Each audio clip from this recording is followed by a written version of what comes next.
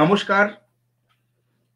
হাওড়া জেলার সবথেকে বড় ইতিহাস এবং ঐতিহ্যের ফেসবুক গ্রুপ হাওড়ার ইতিবৃত্তয়ে আপনাদেরকে আরো একবার স্বাগত জানাচ্ছি আমাদের অনুষ্ঠান সায়নের সঙ্গে ফেসবুক লাইভে হাওড়া জেলার ইতিহাস চর্চা। এই যে আমরা লাইভ ফেসবুক আড্ডার মাধ্যম দিয়ে হাওড়া জেলার ইতিহাসের যে চর্চা আমরা একটা সিরিজ করে শুরু করেছি। আজকে আমরা নয় নয় করে সেই অনুষ্ঠানের সপ্তম পর্বে এসে উপনীত হয়েছি।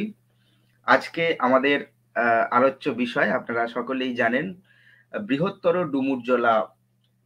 তো এই বৃহত্তর ডুমুরজলা তার ইতিহাস বিবর্তন সেই নিয়ে আলোচনা হবে। তো এই আলোচনায় আমরা আজকে যে দুজন ব্যক্তিত্বকে পেয়েছি এই আলোচনা করার জন্য, তাদেরকে আমরা ইন্ট্রোডিউস করিয়ে নেব। আমি প্রথমেই আমাদের এই আলোচনায় ডেকে নিচ্ছি এই এলাকার ডুমুরজলা, বৃহত্তর ডুমুরজলা এলাকার অন্যতম প্রবীণ নাগরিক এবং বিশিষ্ট সংস্কৃতি জগতের মানুষ, আমাদের সকলের খুব প্রিয় রসিক মানুষ, মাননীয় পল্টু বাবুকে। এবং সেই সঙ্গে আমি ডেকে নিলাম মাননীয় দিলীপ সরকার মহাশয়কে, যিনিও এই এলাকার অন্যতম প্রবীণ নাগরিক। আমি নমস্কার জানাচ্ছি। সকলে ভালো আছেন নিশ্চয়ই? সুকান্ত বাবু ফোন করছে, অনুষ্ঠান শুরু হতে 5 মিনিট দেরি হয়েছে। যাই হোক, তো আমরা আমাদের আলোচনা শুরু করব। আমার কথা নিশ্চয়ই সকলে খুব সুন্দর শুনতে পাচ্ছেন? হ্যাঁ।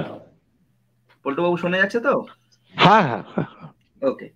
তো আমাদের যে আলোচনা আজকে আমরা যে আলোচনা করব সেটা হচ্ছে বৃহত্তর ডুমুরজলা এলাকা। তো আমরা সকলেই জানি যে আমাদের এই হাওড়া জেলা, বিশেষ করে এই হাওড়া এলাকাটি, যে এলাকাটির নাম থেকে আমাদের এই জেলার নাম, সেই হাওড়া এলাকাটি অনেকে বলেন যে হাওড় কথা থেকে এসেছে। তো হাওড় মানে একটা জলাজমি, কাদা পূর্ণ এলাকা। তো এই হাওড়া জেলারও ইতিহাস বলছে যে এই জেলার যে জীববৈচিত্র্য, যে ভৌগোলিক বৈচিত্র্য, সেই ভৌগোলিক বৈচিত্র্যে এই এই হাওড়া অঞ্চলটি, যে শহর এলাকাটি, সেই এলাকায় কিন্তু আজ থেকে বেশ কয়েক বছর আগে পর্যন্ত অনেকগুলি জলা এলাকা ছিল। তো জলা কি এক্স্যাক্টলি আমরা সেটা জানি সকলেই। তো সেই জলা এলাকা ছিল, তার মধ্যে থেকে গুরুত্বপূর্ণ যে জলা এলাকাগুলো ছিল সেগুলি হলো পদ্মপুকুর জলা, কাসুন্দিয়া জলা, চক্রবেড়িয়া জলা, সাঁতরাগাছি জলা, রামকৃষ্ণপুর জলা এবং অবশ্যই আমাদের এই ডুমুর জলা। তো এই সমস্ত জলার মধ্যে বেশ কিছু জলা আজকে আর নেই, কিন্তু পড়ে রয়েছে ডুমুর জলা, তার নাম রয়েছে এবং সেই ডুমুর জলাকে নিয়ে এখন অনেক রকমের কথাবার্তা হচ্ছে। তো আমরা সেই কথাবার্তায় আজকের আলোচনায় যাব না। আমরা যে বিষয়টি নিয়ে মূলত আজকে আলোচনা করব সেটা হলো এই যে বৃহত্তর হাওড়ার জলা এলাকা, বিশেষ করে ডুমুর জলা, সাঁতরাগাছি এলাকা, রামরাজাতলা এলাকা, এই এলাকার অতীত কিরকম ছিল, পুরনো দিনে কিরকম এই জলা এবং জলাকে ঘিরে বিভিন্ন ঘটনা কিরকম ভাবে আবর্তিত হয়েছে এবং আমরা ধীরে ধীরে কিভাবে বিবর্তনের পথে এগিয়ে এসেছি সেই নিয়ে আলোচনা হবে। তো আমি প্রথমেই মাননীয় পল্টু ভট্টাচার্য মহাশয়কে অনুরোধ করব এই বিষয়ে আপনি যদি একটু আলোকপাত করেন, তারপর আমরা প্রশ্ন যাবো আস্তে আস্তে। নমস্কার, আমার ভালোবাসা নেবেন, সবাইকে জানাই। এ বড় দুঃখের কাহিনী। গঙ্গার পশ্চিম কূল, বারাণসী সমতুল, এই বিশেষণটা বোধহয় আর যাওয়া যাবে না, হাওড়া সম্বন্ধে বলা যাবে না। কারণ তিনটে জলা, শানপুর জলা, পদ্মপুকুর জলা, ডুমুর জলা, তিনটে কিন্তু হাওড়ার পশ্চিমে এবং তিনটেই আজকে বিলুপ্তির পথে। এবারে যদি আস্তে আস্তে আমরা দেখি, এছাড়াও আছে ডুমুর দহ, মাকড় দহ, এরম করে ভান্ডার দহ, মানে দহ মিন্স হচ্ছে এটা জলা জায়গা। এই জায়গাগুলো আছে। হ্যাঁ, এই জায়গা এখন ডুমুর জলার ওপরে একটা বলি যে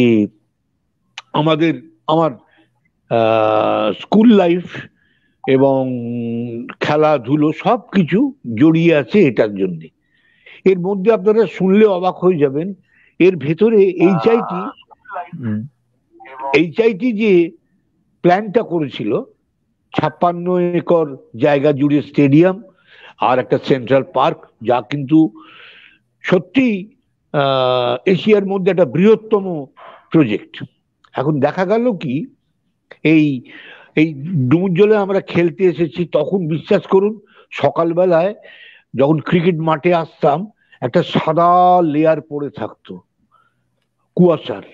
আমরা 10টায় ম্যাচ, 9টার সময় মাঠ রেডি হতো না, এত ইয়ে। তা যাই হোক, এমন হয়েছে খেলতে খেলতে একটা বল বাউন্ডারির ধারে গেছে, একটা বস্তায় আমরা শৈশব সুলভ আচরণেই একটা লাথি মেরেছি, দেখলাম একটা মুন্ডু বেরিয়ে এলো। ভয়ে 3 দিন মাঠে যায়নি, আচ্ছা, একটা কাটা মুন্ডু বেরিয়ে এলো, এইরকম আর কি। এছাড়া এইচআইটি ভেতরে একটা স্টেডিয়াম করিয়ে টেন্ট করে দিয়েছিল ভিজিটার্স, হ্যাঁ, মানে আমাদের কাউন্সিল আর ভিজিটার টিম দুটো থাকবে, টিউবওয়েল, টয়লেট সমস্ত ছিল। বিশ্বাস করুন আমাদের হাওড়ার এমনই কালচার যে রাতারাতি সেগুলো কেটে কুটে বিক্রি হয়ে গেল। কারণ কে ওইখানে থাকবে রাত্রিবেলা, বিকেল 5টা বাজলে আর কিচ্ছু করার নেই, ওখান থেকে পালিয়ে আসতেই হবে ভীষণ রকমের। এছাড়া ছিল সাপ। এখন যে জায়গাটা হেলিপ্যাড হয়েছে সেই জায়গায় একটা ছোট পুকুর ছিল। আমরা নিজেরা দেখেছি যে ওই হেলিপ্যাডের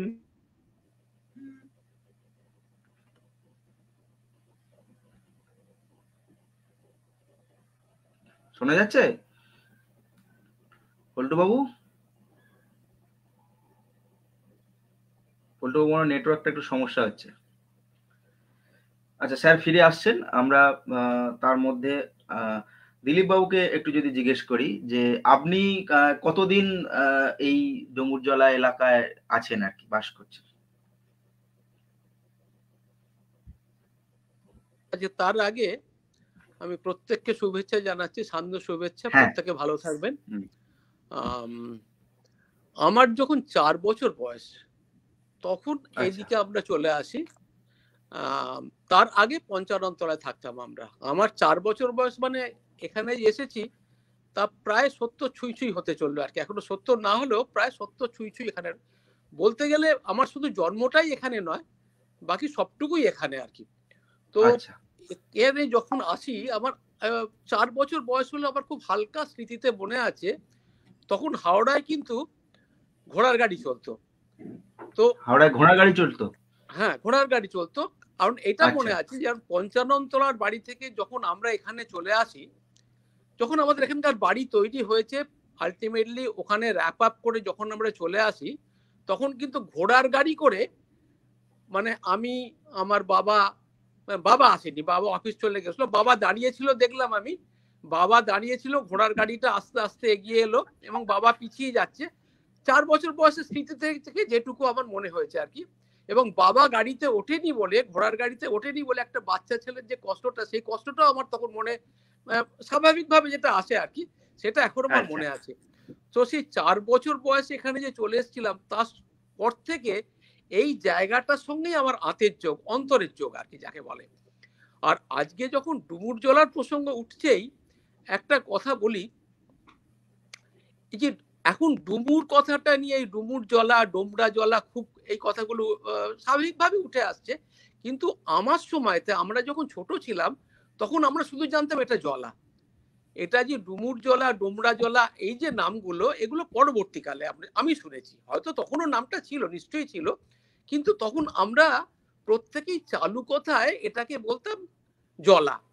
আচ্ছা, এই যে জলা, এখন এই যে 52 নম্বর বাসটা যায়, নতুন রাস্তার উপর দিয়ে যে 52 নম্বর বাসটা যায়, যেটাকে আমরা নতুন রাস্তা স্টপেজ বলি, তখন কিন্তু কোনো নতুন রাস্তা স্টপেজ ছিল না।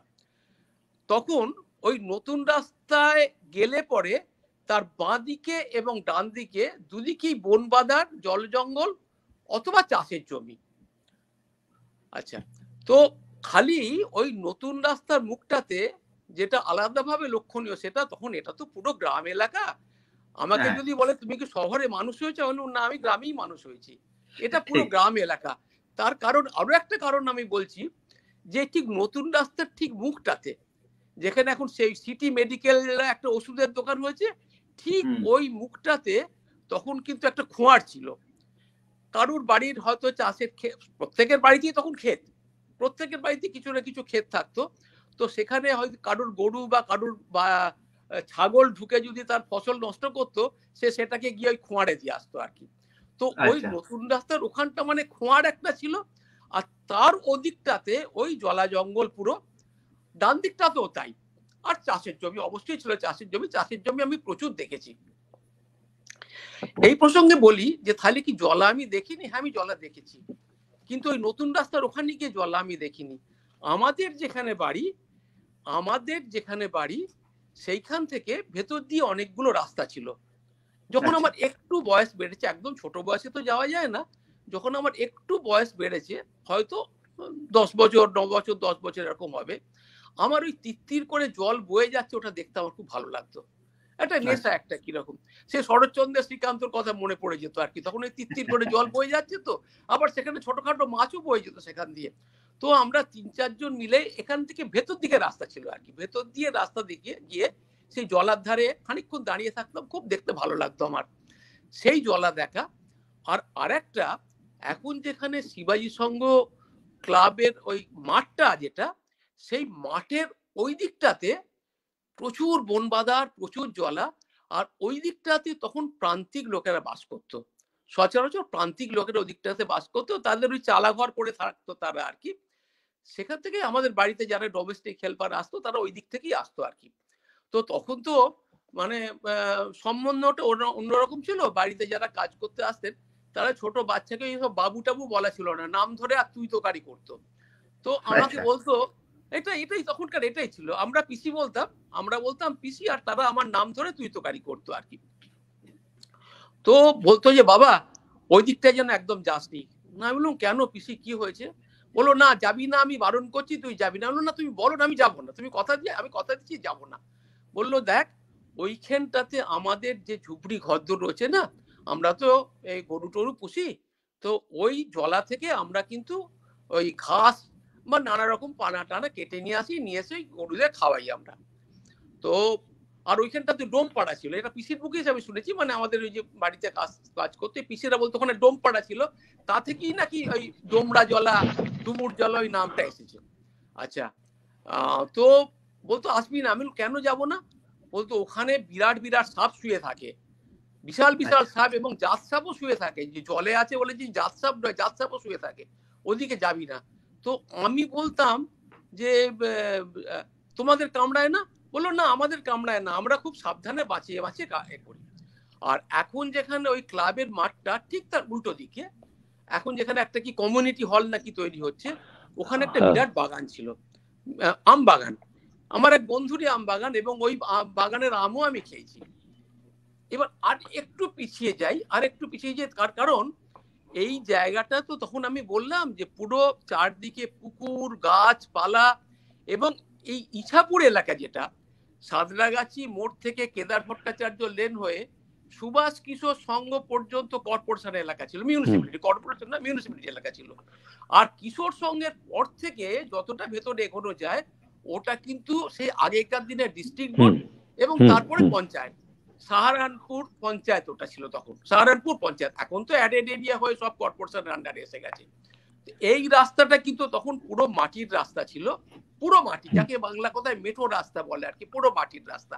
এই রাস্তাটা সোজা গিয়ে একদম সেই দাসনগর পর্যন্ত যতটা যাওয়া যায় পুরোটা মেঠো রাস্তা ছিল। আর দুপাশে কি ছিল? দুপাশে প্রচুর পুকুর, প্রচুর পুকুর, চাষের জমি, যেখানে প্রচুর কপি চাষ হতো, আমি নিজে দেখেছি, ফুলকপি, বাঁধাকপি এগুলো চাষ হতো। আর ইছাপুরের যেটা বিশেষত্ব, সেটা হচ্ছে এখানে প্রচুর পান বরজ ছিল, প্রচুর পান বরজ, আমার নিজের চোখে দেখা পান বরজ। আমার যেখানে বাড়ি, আমার বাড়িটা হচ্ছে ঠিক শিবাজি সংঘ ক্লাবের পেছন দিকে, তার ঠিক উল্টো দিকে একটা বিরাট পান বরজ ছিল। তা পান বরজটা তো সচরাচর ঢাকাঢাকি থাকে, তো ওপেন চাষ হয় না তো, কিন্তু ওই ছোট একটা অনুসন্ধিৎসু মন, এই ওর মধ্যে কি চাষ হয় দেখার খুব ইচ্ছে। তো ওখানে যারা চাষ করতে আসতো, আমি তাদের বারবার বলতাম আমাকে আবার ভেতরে ঢুকতে দেবে? বললো না বাবা, ভেতরে ঢুকতে দেবো না, কারণ একটা সংস্কার ছিল যে পান চাষ করতে গেলে যারা পান বরজের ভেতরে ঢুকবে তাদের কিন্তু খুব একদম মানে শুদ্ধ আচারে ঢুকতে হবে, মানে অশুদ্ধ আচারে ঢুকলে ওদের একটা ধারণা ছিল পান সব মরে যাবে। তো আমি একবার বললাম যে না আমি শুদ্ধ, আমি তখন ছোট বাচ্চা কি বুঝি, আমি না আমি তো শুদ্ধ আচারই আছি, আমি কি অশুদ্ধ হয়েছি। যাই হোক আমার চাপাচাপিতে আমাকে একবার ঢুকিয়েছিল পান বরজ, সেই পান বরজ দেখার অভিজ্ঞতা আমার হয়েছিল। এবং পান বরজ মানে কি ভর্তি পান বরজ। এখন এই রাস্তাটা দিয়ে হেঁটে গেলে যখন যেমন দেখা যায় না দুপাশের ছোটখাটো কারখানা ভর্তি, তখন ওই দুপাশেরই হয় চাষের জমি নয় ওই পুকুর তো ভর্তি ছিল। এবং আমার মনে আছে এখানে একটা বড় পুকুর ছিল, বড় পুকুর মানে সেটাকে আমরা বড় পুকুর বলতাম, সেটা হচ্ছে সমেদের পুকুর। সেই সমেদের পুকুরে দুটো ঘাট ছিল, একটা ঘাটে ছেলেরা চান করতো, একটা ঘাটে মেয়েরা চান করতো। পরবর্তীকালে যে ঘাটটায় ছেলেরা চান করতো সেই ঘাটটা ওদের নিজেদের বাড়িটা আগে ছিল সমীচণ্ডী তলার পাশে, পরবর্তীকালে ওই বড় পুকুরের ধারে ওরা ওই নিজেদের বাড়ি করে। ওই পঞ্চানন সঙ্গিনী ছিলেন, খুব বড় ব্যবসায়ী ছিলেন উনি, খুব বড় ব্যবসায়ী।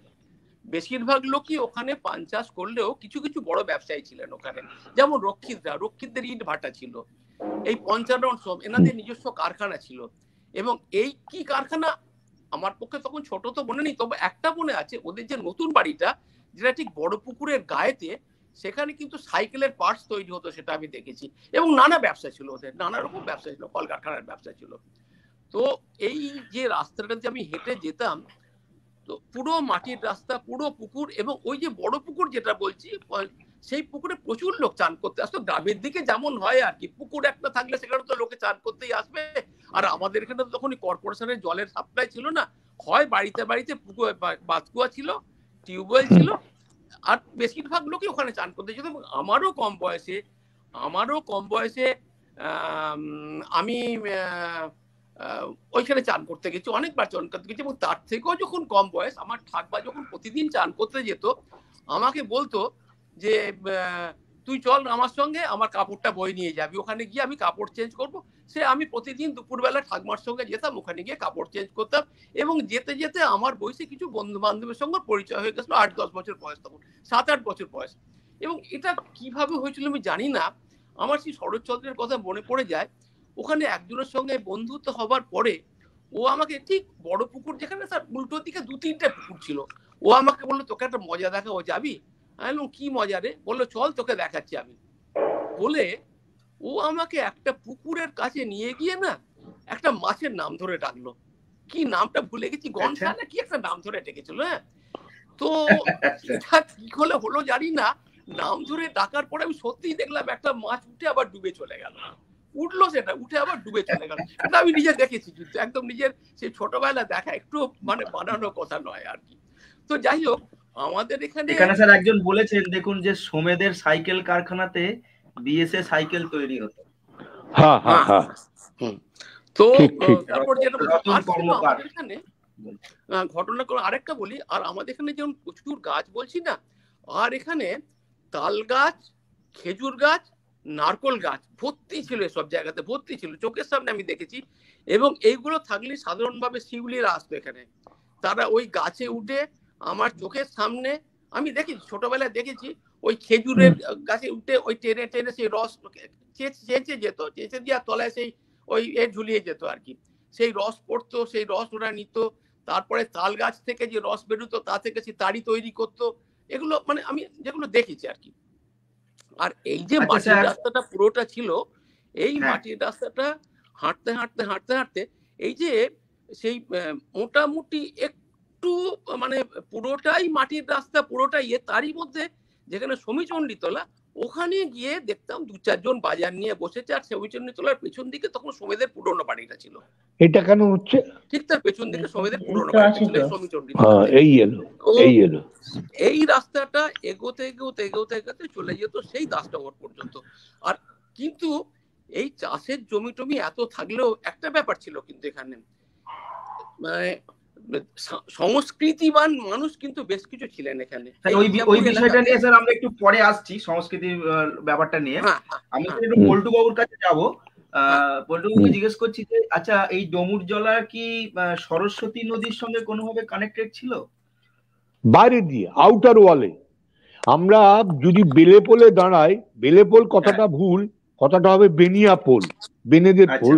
বেলেপোল থেকে একটা সরু খাল একদম কদমতলায় গেছিল কানেক্টিং, সেটাকে এই যে আমরা ব্যাটরা বলি, ব্যাটরা মানে ব্যবসাদাররা যেখানে জিনিসপত্র স্ট্যাক করে। আর হ্যাঁ ব্যাটরা, এবং আর একটা সবচেয়ে হচ্ছে কি ইম্পর্টেন্ট জিনিস, আমরা গর্ব করতে পারি ব্যাটরা পাবলিক লাইব্রেরির 100 বছরে আমি এই সূত্রটা পেয়েছিলাম। 1740-45 সালে এইখানকার শেড, বসাক, সাহারা এই কদমতলা দিয়ে ব্যবসা করতে করতে বড় বাজারে বিউটি পার্লারের দোকান করেছিলেন, যেখানে মেমেরা, সাহেব মেমেরা আসতো, যেটা আমাদের কাছে খুবই গর্বের। আর একটা একটু দিলীপদাকে মনে করিয়ে দিই, দিলীপদার বাড়ির কাছেই কিন্তু আরজি করের প্রিন্সিপাল ডাক্তার সন্ন্যাসী লাহার বাড়ি ছিল, ডাক্তার সন্ন্যাসী লাহা। হ্যাঁ, আর ডুমুরজলার আরো মজা হচ্ছে কি, যে যখন আমরা বড় হলাম আস্তে আস্তে, মানে একটু বিড়ি সিগারেট খাওয়ার দিকে গেলাম, ওটা যেন আমাদের কাছে প্যারাডাইস। সেই প্যারাডাইস লসটা কিন্তু হয়ে গেল। এমনও হয়েছে হাই সেকেন্ডারি পরীক্ষার সময় ছেলে ভুল করে বাবার কাছে দেশলাই চেয়েছে, বাবা এসে ঠাসিয়ে এক চড়, বলছে রাস্কেল খালি পড়তে পড়তে পালিয়ে আসছিস, তাই দেখলাম আমি। তা এইগুলো আমাদের খুব মজার ছিল, কারণ এই যে আপনার তোমার কি বলবো, আমাদের ঘিরে একটা অন্যরকম সংস্কৃতি ছিল, সবাই সবার সঙ্গে খুব মিশ্র। কারণ ঠিক ডুমুরজলা যেখানে আরম্ভ হচ্ছে সেখানে একটা খোঁয়ার ছিল, সেই খোঁয়ারে আমরা ছাগল গরু ধরে চারানা করে পয়সা পেতাম, আর যে লোকটা রাখতো সে 20 টাকা 25 টাকা করে দিত। এই মজাগুলো আমরা খুব করেছি, খুবই করেছি আর কি তখন। আর ডুমুরজলা থেকে তখন খানিকটা রাজনৈতিক গন্ডগোলও আরম্ভ হলো। আস্তে আস্তে কি বলবো, দিলীপ দাদের বাড়ির দিকটা, ডুমুরজলার যে ওরসানটা বা সুকান্ত বাবুরা যেখানটায় থাকতো, ওখানটা আমরা ভয়ে যেতাম না।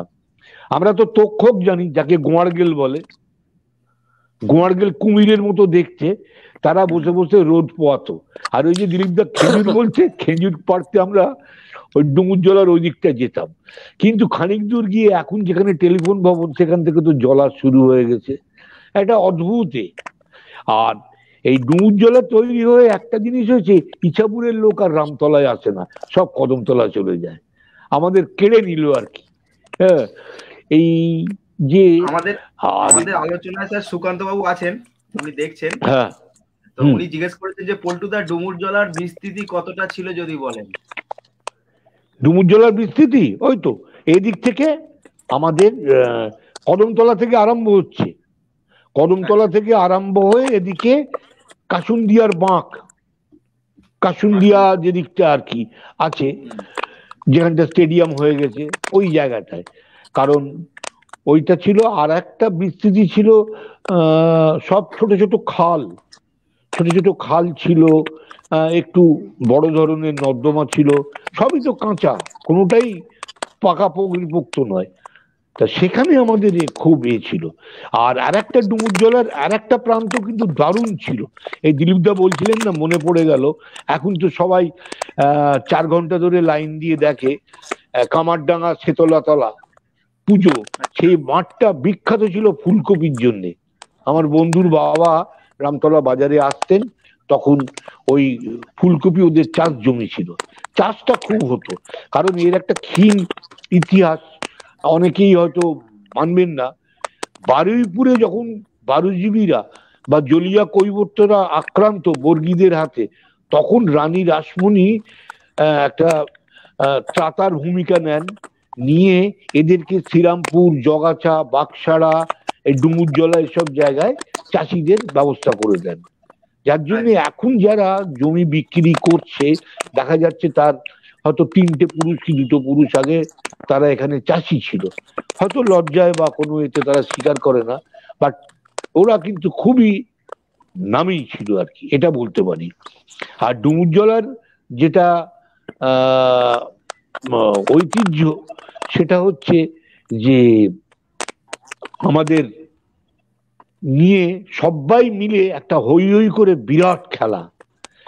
কারণ খুব গায়ে লাগতো যখন হাওড়া মেলা হচ্ছে, তারপরে হাতি এনে সার্কাস হচ্ছে, তখন আমরা ভাবতাম কি হলো, আমাদের এই খেলার জায়গাটা এইভাবে নষ্ট হলো। কিন্তু কোনো উপায় নেই, আস্তে আস্তে সবই জবরদখলে চলে যাচ্ছে, চারিদিকে মোটর গ্যারেজ বাস এসব হচ্ছে। আমি কাউকেই বলছি না, সবাই রুটি রোজগারের ধান্দায় এই জিনিস করতে বাধ্য হচ্ছে। সেখানে একটা আমাদের কিন্তু দরকার, একটা প্রতিবাদ দরকার, যাতে করে ডুমুরজলাকে আমরা আবার ফিরে পাই। ঠিক আছে দিলীপ বাবু, একজন প্রশ্ন করেছেন যে ডুমুরজলার পাশেই হরেন রায়দের কারখানা ছিল অন্তত 1965 সাল পর্যন্ত।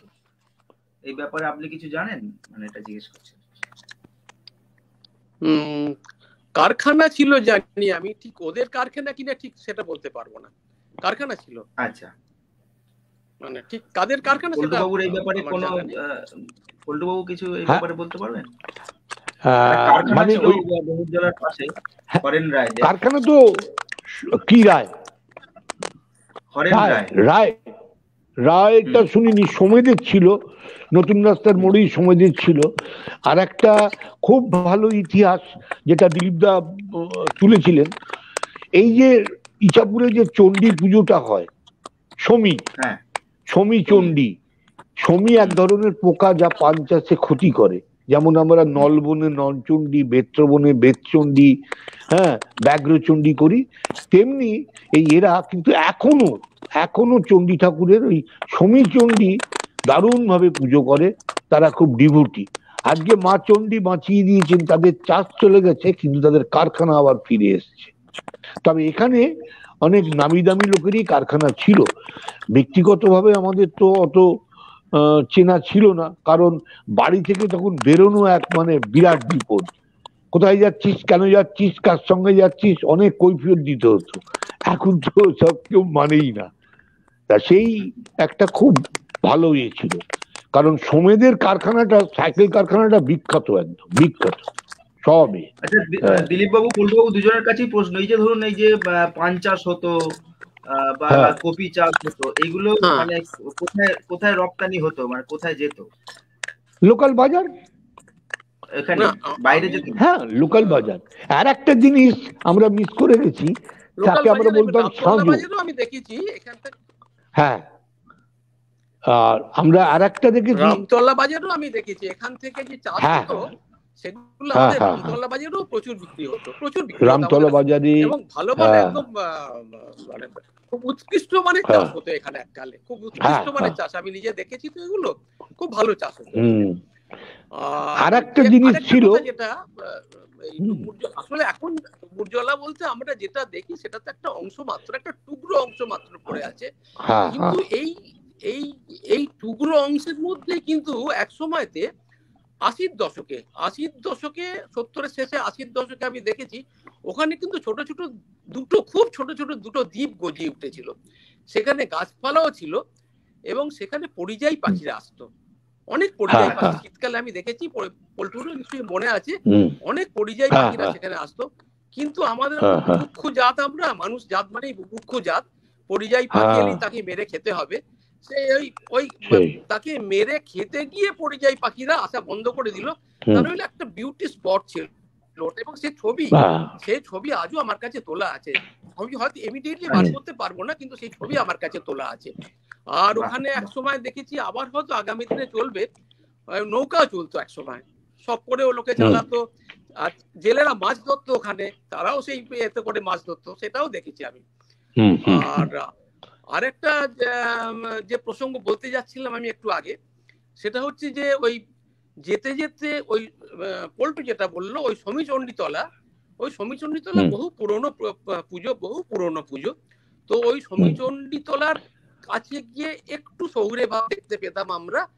বাকি এইখান থেকে, অর্থাৎ এখন যেখানে সুভাষ কিশোর সংঘ ক্লাব থেকে শুরু করে সমীচণ্ডীতলার ঠিক আগে পর্যন্ত পুরোটাই একদম মেঠো রাস্তা মেট্রো রাস্তা পুরোটাই। হুম আর দুপাশে জল, হাতে গোনা একটা আধটা বাড়ি লোকের দেখা যেত, একটা আধটা বাড়ি দেখা যেত।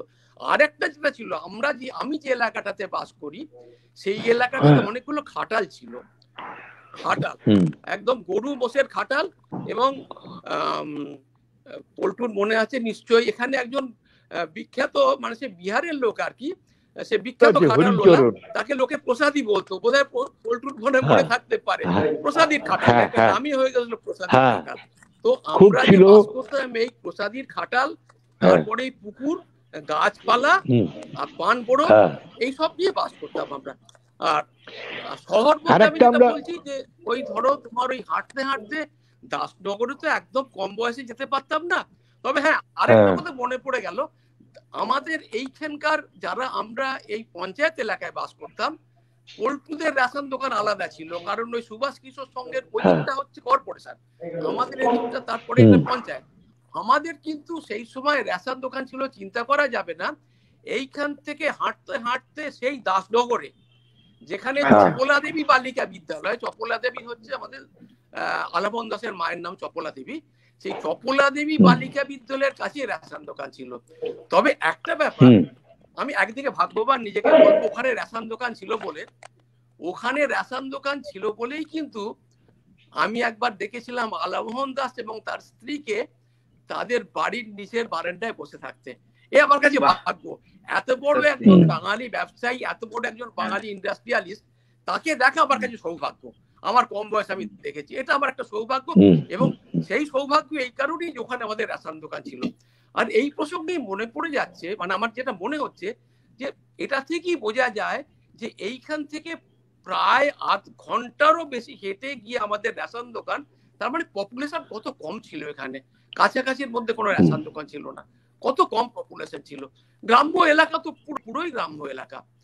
আর পল্টু যেটা বলছিল, হ্যাঁ, এই যে ডক্টর সন্ন্যাসী লাহা যিনি ছিলেন, উনি চোখের ডাক্তার ছিলেন, খুব বিখ্যাত। আরজি করে এবং সেই প্রিন্সিপালও সময়তে, ছিলেন। হ্যাঁ হ্যাঁ হ্যাঁ, এবং সেই সময়তে এই ইসাপুর এলাকা থেকে, যেটা পুরোপুরি গ্রাম্য এলাকা, যেখানকার মানুষ মুখ্যত অল্প কিছু মানুষ চাকরি করতো, বেশিরভাগ মানুষ চাষের উপর নির্ভর হুম করতো, সেইখান হুম থেকে ওনার মতো একজন বিখ্যাত ডাক্তার বেরিয়েছিলেন। এবং 50-এর দশকে উনি বিলেত ফেরত ডাক্তার ছিলেন, উনি বিলেত ফেরত ডাক্তার ছিলেন। আমি ঠিক এই মুহূর্তে আমার মনে নেই, বা আমি ঠিক এ করিনি যে উনি ওখান থেকে কোনো ডিগ্রি এনেছিলেন অথবা কোনো সেমিনারে গিয়েছিলেন কিনা, কিন্তু উনি বিলেত ফেরত ডাক্তার ছিলেন এটা আমি জানি। এবং হুম আরজি হুম করের প্রিন্সিপাল ছিলেন। এবং তার আগে বহুদিন আমি যেহেতু ব্যাংকে কাজ করেছি, নানা জায়গায় ঘুরতে হচ্ছে, আমি নিজে অনেক সময় ওনাকে দেখেছি। উনি কিন্তু পল্টু দীর্ঘদিন ন্যাশনাল মেডিকেল কলেজের সঙ্গে অ্যাটাচ ছিলেন, মানে হ্যাঁ ওই হ্যাঁ হ্যাঁ আরজি করের প্রিন্সিপাল প্রিন্সিপাল হওয়ার হিসেবেও আগে ছিলেন, আরজি উনি করে ছিলেন। দীর্ঘদিন হ্যাঁ ন্যাশনাল মেডিকেল কলেজের সঙ্গে অ্যাটাচ ছিলেন। খুব হুম বিখ্যাত ডাক্তার, খুব সজ্জন ব্যক্তি ছিলেন উনি এখানকার, খুব সজ্জন ব্যক্তি। আজও লোক ওনার কথা আচ্ছা। স্মরণ করে সেই কারণে। হ্যাঁ হ্যাঁ পল্টুদা কিছু আবার বলছিলেন।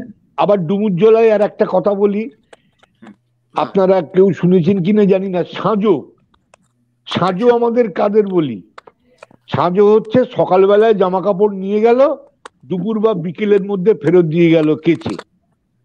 আচ্ছা এই ইন্ডাস্ট্রিটা এখানে, হ্যাঁ, খুব খুব পপুলার ছিল। আমরা যা বড় বড় বাড়িতে চাদর মশারি, মা বলতো যা সাঁজো আসছে দিয়ায়, বা ওরা অনেক সময় বাড়িতে এসে নিয়ে যেত। এখনো অল্প অত পুকুর ছিল তো, আর তো সব পুকুর নেই, বুঝে যাচ্ছে। তা তারা করে কি, এখনো দুপুরের দিকে বেরিয়ে ধর্মতলা বাস ধরে বড় বাজারে গিয়ে সাপ্লাই দেয় বড় বড় লন্ড্রিতে সাঁজু। সেটা আস্তে আস্তে আস্তে আস্তে কিন্তু বন্ধ হয়ে যাবে। প্রায় 30-40টা পরিবার একদম মানে পেনিলেস হয়ে যাবে। এইখানে আমাদের একটা কিন্তু পয়েন্ট মনে রাখা উচিত, যে একটা ভালো জিনিস সরে গেল। হ্যাঁ, আমরা কাজকর্ম করতেও আমাদের খুবই অসুবিধে হবে। তা সেই জন্যই আর কি ভাবি, এখন ধরুন ড্রেনেজ ক্যানেল রোলটা তো এত কিছু লোকের নাম দিয়ে হয়েছে, একটা রাস্তা 6 জনের নামে। যাই হোক, আমরা চাই ডুমুরজলা আবার নতুন করে সেজে উঠুক, নতুন করে ডাক দিক আমাদের, আমরা বেঁচে উঠি, আমাদের ফুসফুস যেন নিঃস্ব না হয়ে যায়।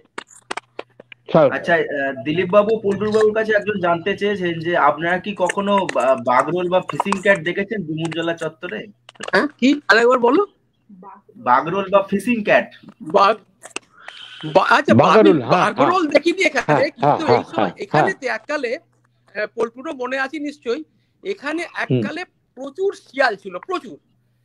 বাগরোলটা আমি দেখিনি, পল্টু দেখেছি কিনা আমি জানি না, কিন্তু আমি দেখিনি বাগরোল, কিন্তু প্রচুর প্রচুর শিয়াল ছিল। এবং সেই শিয়াল মানে নিজের চোখে দেখা তো বটেই, এবং প্রায় রাস্তা থেকে এদিক ওদিক করতো, আর রাত্রে শিয়ালের ডাক এ আমি দেখেছি প্রচুর। বাগরোলটা আমি কিছুই শোনা যায় না। যেমন ওই গুমারগেলটা আমরা দেখেছি, শেষ হয়ে গেছে।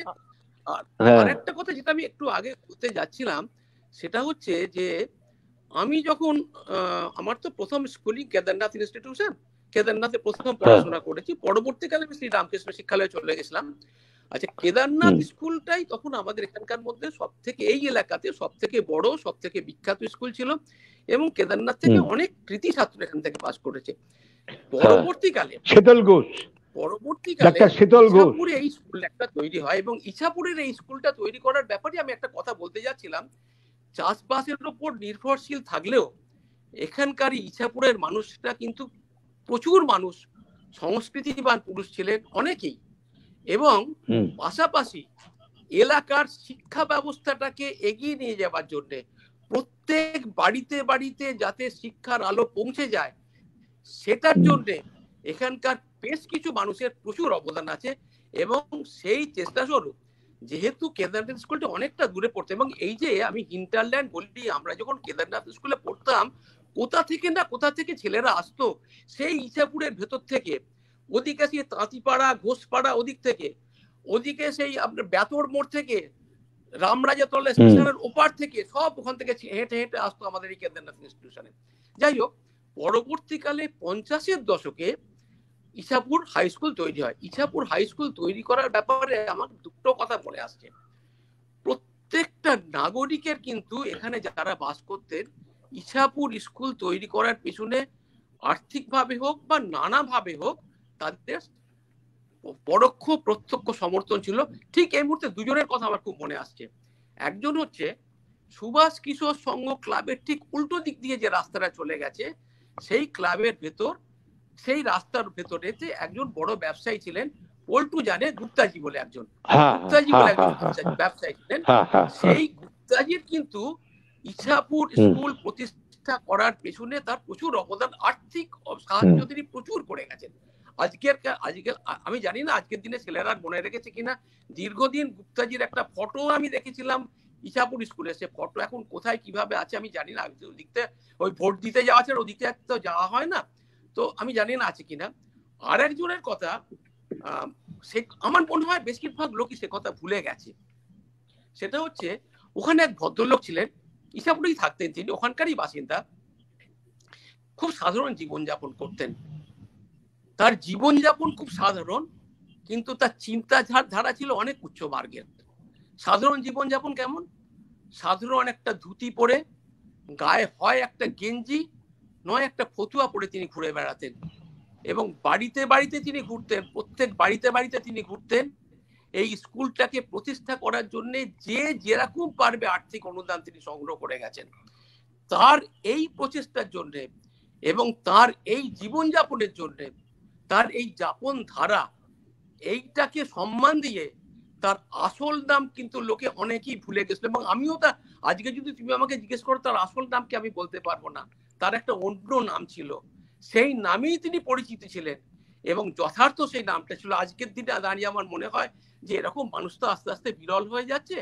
আমার মনে হয় যথার্থ সেই নামটা ছিল, তাকে সবাই ছোট গান্ধী বলে ডাকতেন।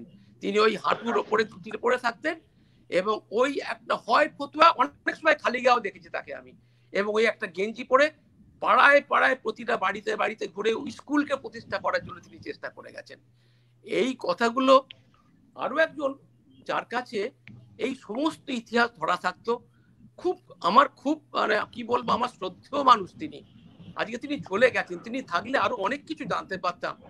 এই জানার আগ্রহটা তো বয়স বাড়ার সঙ্গে সঙ্গে তৈরি হয়েছে, তখন হয়তো এতটা আগ্রহ আমার ছিল না। এটা আমার নেগেটিভ সাইড। তিনি হচ্ছেন মুরারি মোহন দত্ত, ওখানে একজন ছিলেন, পল্টু নাম জানবে। এই মুরারিদার কাছে প্রচুর তথ্য ছিল। আজকে ভাবি মুরারিদা যদি না চলে গিয়ে থাকতেন, সেটা তো হয় না, চলে তো যেতেই হয়, কিন্তু আজকে ভাবি যে ভুলটা আমারই, মুরারিদার কাছ থেকে আমি অনেক অনেক তথ্য সংগ্রহ করতে পারতাম। মুরারিদা আজকে আর নেই। তো যাই হোক, এই ইতিহাসগুলো, এই ছোট গান্ধীর ইতিহাস আজকে আমি জানি বর্তমান প্রজন্মের ছেলেরা কেউ মনে রাখেনি সেই মানুষটাকে, কিন্তু তার বিশাল বিশাল অবদান ছিল স্কুল তৈরির পেছনে।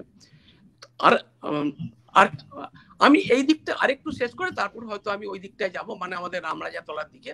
আরেকটা কথা আমি এই প্রসঙ্গে বলে রাখি, আমাদের ছোটবেলায় আমাদের এই দাসনগরে যাওয়ার অনুমতি ছিল না, একমাত্র ওই রেশন দোকানে, তখন তাও বাড়ির গার্জেনদের সঙ্গে যেতে হতো রেশন দোকানে। কিন্তু একটু বয়সটা বাড়ার পরে, যখন একটু বয়স বেড়েছে, একটা বয়সে যখন কম বয়স থাকে তখন তো লোকে বাবা মার সঙ্গে ঠাকুর দেখতে বেরোয়, তারপর বয়স বাড়ার সঙ্গে সঙ্গে যখন একটা দক্ষিণা বাতাস তাদের গায়ে এসে লাগে, একটা অন্য অনুভব গায়ে এসে লাগে, তখন তো তারা আর বাবা মার সঙ্গে বেরোতে চায় না, তখন তারা ওই সমবয়সী বন্ধুদের সঙ্গে বেরোতে চায় ঠাকুর দেখার জন্য। তখন এই বাবা মাকে লুকিয়ে আমরা ওই হাঁটতে হাঁটতে হাঁটতে হাঁটতে ওই ইছাপুরের ওই মেঠো রাস্তা ভেঙে আমরা তখন দাসনগরে যেতাম ঠাকুর দেখতে। আর সেই দাসনগরের যে ঠাকুর তখন কিন্তু খুব বিখ্যাত ঠাকুর ছিল, দুর্গাপুজো হতো ওখানে, খুব বিখ্যাত পুজো হতো ওখানে, নানা মেলা বসতো। আর তারপরে ওই যে ওই ইলেকট্রিক্যালি সেই পুতুল তারকারা খুশিবধ ইত্যাদি কম বয়সে দেখার একটা আলাদা নেশা ছিল। জন্মাষ্টমীর মেলা, জন্মাষ্টমীর মেলা, হ্যাঁ ওই একটা আলাদা নেশা ছিল। ওই দাসনগরে যাওয়া ওই বছরে একাধবারই ঘটতো, তো ওখানে গিয়ে আমরা একটু শহুরে ছোঁয়া পেতাম। তাছাড়া ওই তারপর যেই ওই এখন যেটা কামারডাঙ্গা হয়েছে, যেটাকে কামারডাঙ্গা বলে, ওই সব জায়গাগুলো তখন পুরো বনবাজারের জায়গা, কোনোভাবে যেতাম ওখান দিয়ে আমরা। আর ওইখান থেকে শুরু করে আর আমাদের, হ্যাঁ আমি বলছি সুভাষ কিশোর সংঘ, কিন্তু তাও আমাদের ওই মানে সুভাষ গুপি পণ্ডিতের বাগান, তাদের বাড়ি আর কি, তাও খুব লোক, কম লোক যাতায়াত করতো। এবং একটা কথা আমি বলি, মানে এতই কম লোক যাতায়াত করতো, আমার মনে আছে একবার পল্টু জানো, ওইখান দিয়ে অন্য কোথাও থেকে কেউ একজন এসেছিল স্কুটার চালিয়ে, এখানকার রাস্তার কুকুররা মানে স্কুটার দেখতে অভ্যস্ত ছিল না, মোটরসাইকেল দেখতে অভ্যস্ত ছিল না, তাই স্কুটার চলেছে তার পিছনে তারাও তাগাদা পাচ্ছে যেটা কি নতুন জিনিস এখানে ঢুকেছে। মানে এটা আমি নিজের চোখে দেখেছি আর কি, মানে এত কম লোক যাতায়াত করতো। আর এই এত কম লোক যাতায়াত করতো এই জায়গায়। আর আরেকটা আমাদের এখানে তো আরেকটা বড় আম বাগান ছিল, পল্টু জানো তুমি, ওই কার্তিক দাদা যেখানে বাড়ি করেছে, কার্তিক দাদের বাড়ি যেখানে, ওটা কার্তিক দাদেরই জায়গা ছিল, ওটা পুরো কিন্তু আম বাগানে ভর্তি ছিল, তোমার মনে আছে কিনা জানি না, পর পর পর পর আম বাগান ছিল। ওই সুজন দাদের বাড়ির উল্টো দিকে যে কার্তিক দাদের বাড়ি, ওইখানটাতে পুরো আম বাগান ভর্তি ছিল ওখানটাতে। এই প্রসঙ্গে আরেকটা কথা বলি, এই যে একটু আগে বললাম না খুব সংস্কৃতিবান ছিল, তার কারণ এই সমীচণ্ডী মন্দিরের এখানে, সমীচণ্ডী যেখানে মন্দির, ওইখানে কিন্তু নানা অনুষ্ঠান হতো, সাংস্কৃতিক অনুষ্ঠান হতো, এবং বিখ্যাত ব্যক্তিত্বরাও আসতেন, বক্তব্য রাখতেন। আমার সবার কথা মনে নেই, এমন একজন বিখ্যাত ব্যক্তির বক্তব্য আমি ওখানে শুনেছি, সেই সুরে তখন মানে বোঝান আমার বয়স হয়নি, কিন্তু বাবা বলছিলেন উনি এসছেন আজকে, আমি নামটা তার বলছি। এবং ওখানে নানা অনুষ্ঠান হতো, ওই সমীচণ্ডী তলায় নানা সাংস্কৃতিক অনুষ্ঠান হতো। নির্মলেন্দু চৌধুরীর গান আমি ওখানে শুনেছি, নির্মলেন্দু চৌধুরী পুরো গ্রুপ নিয়ে সেখানে গান গেয়ে গেছে। আর যে বিখ্যাত ব্যক্তিত্বের কথা বলছি, কি উপলক্ষে তিনি এসেছিলেন আমি জানি না, রবীন্দ্র জয়ন্তী না কি উপলক্ষে, তিনি হচ্ছেন সেই সময়কার বিখ্যাত অরেটার হরিপদ ভারতী। হরিপদ ভারতীর বক্তব্য ওইখানেতে, ওই সমীচণ্ডী তোলাতে আমি শুনেছি। এটা থেকে একটা জিনিসই বোঝা যায় যে হ্যাঁ, চাষবাসের জায়গা ছিল ওখানে, পুকুর, জলা জমি এইসব নিয়েই থাকতো ওখানকার মানুষজন, কিন্তু পাশাপাশি তারা কিন্তু প্রত্যেকেই, বেশিরভাগ মানুষই সংস্কৃতি মনস্ক ছিল, এবং শিক্ষা ব্যবস্থাকে এগিয়ে নিয়ে যাওয়ার জন্য তাদের অবদান ছিল বিরাট। যেমন আমি একটা কথা বলছি, বিরাট ব্যবসায়ী ছিলেন পঞ্চানন সঙ্গীত, পঞ্চু সম, যাকে নামে সবাই পঞ্চানন সম, বিরাট বড় ব্যবসায়ী ছিলেন উনি ওখানে। উনিও কিন্তু এই শিক্ষা ব্যবস্থাকে এগিয়ে নিয়ে যাওয়ার জন্য ওনার বিরাট অবদান ছিল। এবং শুধুমাত্র কেদারনাথ স্কুলে নয়, আমাদের ইছাপুর স্কুলে নয়, আমাদের কেদারনাথ স্কুলেও কিন্তু ওনার প্রচুর ডোনেশন ছিল আমি জানি। এবং উনি গোপনেই দান করতেন আর কি। তো এই হচ্ছে ওখানকার এদিককারে। এইবারেতে যদি তুমি এবার আমাকে এই দিকটায় আসতে বলো আর কি, এখানকার বাস বা রামরাজাতলা যদি বলো, তাহলে আমি আবার ওইটা নিয়ে আলাদা করে আলোচনা করবো। মানে এত এত এত কথা আছে যে মানে শেষ হওয়ার নয়। তো আমি মানে যে বিষয়টা সিরিয়াস দিকে আমি একটু যদি যাই, পল্টু বাবুর কাছে জানতে চাইবো, এই যে ধরুন এখন তো মানে ডুমুরজলা মানে খেলার মাঠ, তো এই জলা জঙ্গল থেকে জলা থেকে কিভাবে মাঠ হয়ে গেল, এই বিবর্তনটা কিভাবে? আচ্ছা, এ তো খুব সোজাই হিসেব। পশ্চিমবাংলায় 70টা নদী বুঝে গেছে, 70টা। হ্যাঁ, এমনকি ঢালাউয়ে আমাদের বড় বাজারের কাছে যখন মেট্রো যাচ্ছে সেখানেও দেখা যাচ্ছে যে মাটি বুঝিয়ে রাস্তা হয়েছে। অতএব তো তখন মাটি পড়তো ঠিক একদম এখন যেখানে 52 বাসটা দাঁড়ায় ওইখান থেকে পুরো লরি লরি করে মাটি, কালো বালি এসব আসতো, আস্তে আস্তে আস্তে আস্তে ঘুরলো। প্রথমে HIT-টাকে একটা পার্সোনাল স্টেডিয়াম করলো, পরে এখন তো মেগা সিটি, অমুক সিটি, কত কিছুই হচ্ছে। আমি বললাম না আমাদের সেলসে ওই টার্মটা খুব ভালো ছিল, proper planning means half job ডান। তুমি অর্ধেক কাজ করে ফেলেছো জানে, যদি তুমি পুরো এটা করতে পারো। সেইটাই আর কি হয়েছে। এখন ডুমুরজলার সঙ্গে আমাদের একটা আত্মিক বন্ধন এসে গেছে, যেটা আমরা অ্যাভয়েড করতে পারবো না, যেটার জন্যই আমরা ভাবি যে ফুসফুস বা খানিকটা সরে চলার পথ, কত লোক কত রকম আছে। আমরা তো ওইখানে গিয়ে তো খুঁজে পেলাম নলিনী বেরাকে, সদ্য একাডেমি প্রাপ্ত সাহিত্যিক। সকালবেলায় কি গো কি করছো, হ্যালো দাদা দেখলাম, হ্যাঁ এত ভালো লাগতো। ইন্ডিয়া চ্যাম্পিয়ন ডিসকাস জ্যাভলিন থ্রোয়াররা প্র্যাকটিস করছে, আমরা নিজে চোখে দেখেছি। এছাড়া ক্রিকেট ফুটবল তো রয়েছে। হ্যাঁ, মানে দারুণ। এই যে স্টেডিয়ামটা কবে হলো? স্টেডিয়ামটা প্ল্যান হয়েছিল 66-67 থেকে, ওটা দাঁড়ালো এই 70-71 শুধু মাঠ, খেলার মাঠ। হ্যাঁ, খেলার মাঠ, টেন্ট এগুলো হলো। তারপরে আস্তে আস্তে যা হয় বাড়তে থাকে। হ্যাঁ, বাড়তে থেকে থেকে থেকে থেকে স্টেডিয়াম তো হয়নি, এখনো হচ্ছে। আর আগে হয়ে গেল এটা কি বলে ইন্ডোর স্টেডিয়াম। হ্যাঁ, প্রথমবার খুব টিটি খেলা হলো, তারপরে আর কোনো সাড়া নেই। এখন এই করোনার জন্য হাসপাতাল হয়েছিল এইসব, এখন এটা হয়েছে, সুইমিং পুল একটা হয়েছে, এরকম ভাবে চলছে। তবে কি বরাবরই আমাদের আমরা তো খোঁজ রাখি, হাওড়ার অনেক বিখ্যাত মানে পৃথিবী খ্যাত প্লেয়াররা এই ডুমুরজলাতেই আসে। ইন্ডিয়া ক্যাপ্টেন বলুন, সমস্ত কিছু এই আমাদের আসতেন অনেকেই। সেটা আমরা নিজের চোখে দেখেছি বা প্র্যাকটিস করতে দেখেছি, আমরা দেখতাম। হ্যাঁ, আমরা বুঝতাম না তো আমরা জিজ্ঞেস করতাম, বাসুদা এটা কি? বলে দেখ এইটা হচ্ছে জ্যাভলিন বলে, এইটা এই আমাদের এখন তো খুব পপুলার হয়েছে। এছাড়া মহিলা অ্যাথলেটরা ছিলেন, তারাও খুব করছেন, কিন্তু আস্তে আস্তে আস্তে আস্তে তারাও সরে গেলেন। কারণ আমার মনে হয় এই স্টেডিয়ামটাকে ধরে রাখার জন্য আমাদের প্রাক্তন প্লেয়ারদের একটা ভালো ভূমিকা চাই, যারা এসে বলবেন যে না এখানে আমরা পরবর্তী প্রজন্মের জন্য। কারণ একটা সময় হয়েছিল ভাই, মোহনবাগান, ইস্টবেঙ্গল, মোহামেডান 3টে ক্লাব এখানে প্র্যাকটিস করবে কথা হয়েছিল তখন এটাকে বাঁচানোর জন্য, কিন্তু কেউই কোনো প্ল্যানই এগোয় না। খোদ HIT তো কিরকম হয়ে আছে। হ্যাঁ চলো। হ্যাঁ স্যার, দিলীপ বাবুকে আমি তাহলে, আপনি ওই যে দিকটা মানে দিকটা যেটা বলতে চাইছিলেন একটু সংক্ষেপে বলেন, আমরা 10 মিনিট সময় আছে। আচ্ছা, আমি তো এদিকটাই বললাম, এবার ওদিকটাতে বলি। আমি বিভুদার বাড়ির ওইখান থেকে, বিভুদা মানে ওই বিভু ভট্টাচার্য, আমাদের আলাদা করে বলতে হবে না, মানে আমাদের শ্রদ্ধেয় মানুষ বিভুদা। সেই বিভুদার বাড়ির ওইখানটা থেকে আর আমাদের ওই রামরাজাতলা স্টেশন পর্যন্ত যে বৃহত্তর এলাকাটা, ওটা বৃহত্তর এলাকা। তখন কিন্তু এত লোকজনের খুব কম লোকজন ছিল, এবং এখানে দোকানপাট বলতে হাতে গোনা দোকানপাট ছিল, একটা দুটো মুদির দোকান, একটা ছিল হরিমোহন বাবুর মুদির দোকান, একটা পঞ্চুর মুদির দোকান, আর ওষুধের দোকান বলতে এইখানটায় ঠিক ওষুধের দোকান কিছু ছিল না। এখানেতে ডক্টর বাবু ছিলেন, তার ওখানেতে কিছু ওষুধ বিক্রি হতো, একটাই মাত্র ওষুধের দোকান ছিল সেই রামরাজাতলায়, কোনো ক্লিনিক্যাল সেন্টার এসব জায়গায় ছিল না, কিচ্ছু ছিল না কোনো ক্লিনিক্যাল সেন্টার।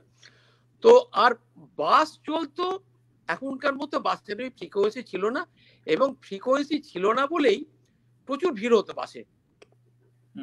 আমার মনে আছে, এই প্রসঙ্গে একটা গল্প কথা বলি, আমার মনে আছে যে ওই আমি যখন কেদারনাথ স্কুল থেকে শ্রী রামকৃষ্ণ শিক্ষালয়ে গিয়ে ভর্তি হলাম, তখন বাস ভাড়া ছিল, আমাকে যোগমায়া স্টপেজে নামতে হতো, এখান থেকে বাস ভাড়া ছিল 10 পয়সা, 10 পয়সা মাত্র বাস ভাড়া ছিল। আর কিন্তু যদি কেউ দুটো স্টপেজ আগে নামতো হালদারপাড়া, সেখানে বাস ভাড়া ছিল 8 পয়সা। তো ওই 2 পয়সা বাঁচানোর জন্য আমরা কিন্তু ওই হালদারপাড়ায় নামতাম। এবং সব থেকে মজার কথা, শুধু আমরা নয়, এই রামরাজাতলা থেকে আমাদের শিক্ষক মশাই যেতেন মোহিত বাবু, তিনি আমাদের সংস্কৃত সেকেন্ড পণ্ডিত ছিলেন শ্রী রামকৃষ্ণ শিক্ষালয়, তিনি পর্যন্ত আমাদের সঙ্গে ওই হালদারপাড়ায় নামতেন ওই 2 পয়সা বাঁচানোর জন্য। আজকে বলছি 2 পয়সা, তখন কিন্তু 2 পয়সার মূল্য ছিল অনেক বেশি। আর তখন বাসেতে হাওড়া স্টেশনের ভাড়া ছিল মাত্র 13 পয়সা, মাত্র 13 পয়সা ভাড়া ছিল, আমার স্মরণে যতটুকু আছে 13 পয়সা। তো আর এদিকে আমরা যখন এই রামরাজাতলার দিকে যাই, আমাদের এখানেতে একটাই সিনেমা হল ছিল আমাদের এদিকটাতে, সেটা হচ্ছে শ্যামলী সিনেমা হল। শ্যামলী সিনেমার একটা বিশেষত্ব ছিল, শ্যামলী সিনেমা হলে বেশিরভাগই সব পুরনো দিনের ছবি আসতো। যদি পার্বতী, যোগমায়া বা শ্যামাশ্রীতে কোনো সিনেমা কেউ মিস করে যেত, তবে তাদের কিন্তু আরেকটা জায়গা ছিল, তারা জানতো রায় কোম্পানির পুরনো ছবি আমাদের এই শ্যামলীতে আসবেই একদিন। সেই শ্যামলী সিনেমা হলটা আমাদের ছিল। আর শ্যামলী সিনেমাতে আমরা মানে পুরনো ছবি যারা দেখতে চাইতো, কিছুদিন আগের ছবি যারা হয়তো 2 মাস 3 মাস আগের ছবি, তারা শ্যামলীতে দেখতে যেত। আর আমার আরেকটা অভিজ্ঞতা আছে, এই শ্যামলী সিনেমা হলে কিন্তু প্রতি রবিবার সকালের দিকে ইংরেজি ছবি আসতো, প্রতি রবিবার, এবং শিক্ষামূলক ছবি। আমি বাবার সঙ্গে অনেকবার গেছি। আর একটা প্রসঙ্গক্রমে কথা বলি, আমি কিন্তু নির্বাক ছবিও দেখেছি। আমি সেই ভাগ্যবানদের মধ্যে একজন যে নির্বাক ছবি দেখেছে। সেটা কিন্তু ওই শ্যামলী সিনেমা হলে নয়, শ্যামলী সিনেমা হলে ঠিক উল্টো দিকে আমাদের বাণীনিকেতন হল, আমাদের এখানকার সাঁতরাগাছি পাবলিক লাইব্রেরি, আমাদের বাণীনিকেতন হল। ওই বাণীনিকেতন হলে কিন্তু আমি বিনি পয়সায় দাঁড়িয়ে দেখা আর কি, ওখানে গিয়ে আমি সেই পুরোনো দিনের ইংরেজি ছবি, বাংলা ছবি নয়, ইংরেজি ছবি, আমি কিন্তু ওখানে সেই পুরোনো দিনের নির্বাক ইংরেজি ছবি দেখেছি। আমি সেই ভাগ্যবানদের মধ্যে একজন আর কি বলতে পারো, যেখানে যেহেতু এখানে দীর্ঘদিন ধরে বাস করেছি, এই ভাগ্যটা আমার। যেমন আমি বললাম না যে আলামোহন দাসকে দেখা, অত বড় ব্যবসায়ীকে দেখা আমার ভাগ্য, অত বড় ইন্ডাস্ট্রিয়ালিস্টকে দেখা, তেমনই আমার পক্ষে নির্বাক ছবি দেখো আমার এক ভাগ্য। ওই যেহেতু বাণীনিকেতন হলে তখন মাঝে মধ্যে এরকম নির্বাক ছবি নিয়ে আসতো। আর দোকান তো বললাম হাতে গোনা আমাদের সাঁতরাগাছি মোড় এলাকাতে। মানে ওই আরেকটা বরফের দোকান ছিল, দুটো মুদিখানার দোকান, আবু চায়ের দোকান, যেটা পল্টুর মনে আছে, আবু চায়ের দোকানটা ছিল। আর আবু একজন স্বাধীনতা সংগ্রামী ছিল। হ্যাঁ, সাঁতরাগাছি মোড়ে একটা রেডিও দোকান। আর আরেকটা কথা মনে আসছে, আমাদের সাঁতরাগাছি ঠিক মোড়েতে এখনো দুটো মিষ্টির দোকান আছে, কিন্তু সেই সব মিষ্টির দোকানের নাম বদলে গেছে। এখন যেটা উষা সুইটস, সেটা ছিল শৈলেন্দ্রনাথ পালের মিষ্টির দোকান, পালেদের মিষ্টির দোকান বলতাম আমরা সেটা, পল্টু মনে আছে নিশ্চয়ই। আর যেটা এখন সুভাষ সুইটস হয়েছে, সেই সুভাষ সুইটসটা কিন্তু আমার যতদূর মনে পড়ছে অনেকবার হাত বদল হয়ে অনেকবার নাম বদল হয়েছে। এবং আমাদের একদম ছোটবেলায় যখন কেদারনাথ স্কুলে পড়তাম, তখন ওটাকে আমরা মন মতন মিষ্টির দোকান বলতাম, একদম ছোটবেলাতে মন মতন মিষ্টির দোকান। সেই নাম পাল্টে গেছে, প্রচুর নাম পাল্টে গেছে। আর একটা ছিল, আর একটা এখন একটা যেখানে মাংসের দোকান রয়েছে, ওটা এককালে চিপের দোকান ছিল। এই হাতে গোনা কটা দোকান, এবং প্রত্যেকে মানে পাড়া করে যা হয় আর কি। এটা একটা এখানে একটু সংযোজন করি একটু সংযোজন করি। এই যে মনমতো মিষ্টি ভান্ডার, এর উল্টো দিকে হচ্ছে করেদের বাড়ি, মানে আরজি করেদের তো প্রপার্টি।